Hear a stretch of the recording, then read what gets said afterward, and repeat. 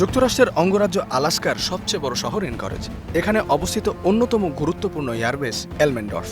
এখানে স্থানীয় সময় শুক্রবার অনুষ্ঠিত হবে মার্কিন প্রেসিডেন্ট ডোনাল্ড ট্রাম্প ও রুশ প্রেসিডেন্ট ভ্লাদিমির পুতিনের বহুল আলোচিত বৈঠকটি।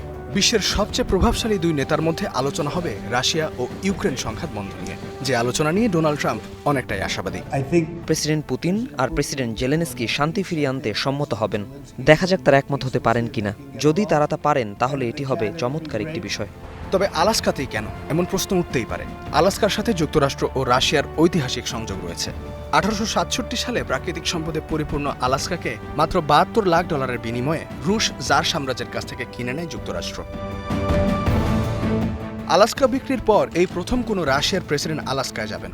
এটি ভেবে পুতিন হয়তো আফসোস করতেই পারেন যে আলাস্কা মালিকানায় থাকায় যুক্তরাষ্ট্র আরও কাছ থেকে নজরদারি করার সুযোগ পাচ্ছে রাশিয়ার উপর, যা কৌশলগতভাবে যুক্তরাষ্ট্রকে অনেকটাই এগিয়ে রেখেছে। শুধু তাই নয়, যে বিমান ঘাঁটিতে বৈঠকটি অনুষ্ঠিত হতে যাচ্ছে সেটিও রুশ ভূখণ্ডের নজর রাখতে বিশেষ ভূমিকা পালন করে। এলমেন্ডর্ফ রাশিয়াকে সরাসরি যুক্তরাষ্ট্রের আকাশসীমায় প্রবেশ করতে বাধা প্রদান করে। এই সামরিক ঘাঁটির সুবিধা হলো এখানে বৈঠক চলাকালে কোনো প্রতিবাদ বা আন্দোলন এড়ানো যাবে।